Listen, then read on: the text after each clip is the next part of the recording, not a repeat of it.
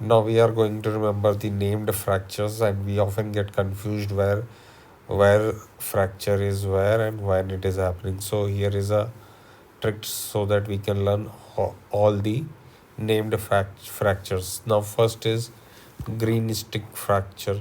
Now green stick fracture is somewhat like when we break the green stick of a stem. So that is similar like a bone in a child when we break. So unicortical fracture, that is occurring in radius or ulna.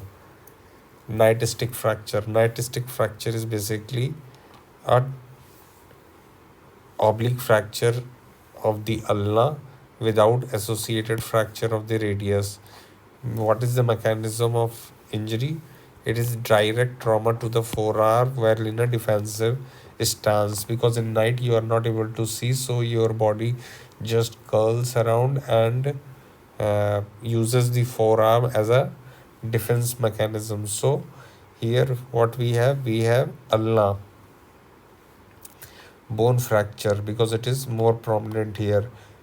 Radius would be inside, so it is ulna bone fracture. Now we move on to the buckle. Now in buckle fracture there would not be any breach but only bending of the cortex at the site, just like this. Now here it would bend slightly and that would give rise to torus or buckle fracture. Now we move on to the Bennet and Rolando. Now Bennet and Rolando, if you can see that Ben's vehicle and Relaxo watches are often used. So these are in those children who are from very rich background. So their first metacarpal or the very first thumb is dislocated. When it is dislocated in two parts, fracture, then it is Bennet fracture, and when it is uh, broken into three parts, then it is called Rolando fracture. Now boxer applies full force and uses every bone. So here the last bone will get fractured. So here boxer bone fracture, we have fifth metacarpal fracture because boxer is using with all its might. Now here for bumper and segond, we can remember it by the uh, character bumper in the Kapil Sharma show. What we can remember here is that bumper is lateral tibial condyle fracture, as we have seen this in forensic uh, forensic road traffic accident cases. Now see gond. Now she is using gond. Gond in English is known as gum. So she is using gum to white gum. Why she is using gum? Because to join two different bones.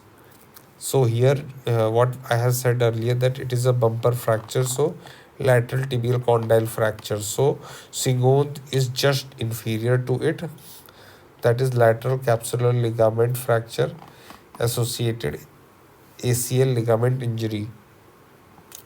Now we move on to the pilon fracture. Now pilon, if you remember that when we pile on something,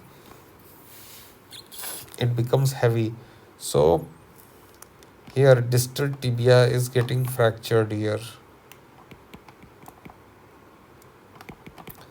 Now aviator fracture. Now aviator fracture, you want the talus, the bone itself look like somewhat aeroplane, so we can remember that aviator fracture is in talus neck.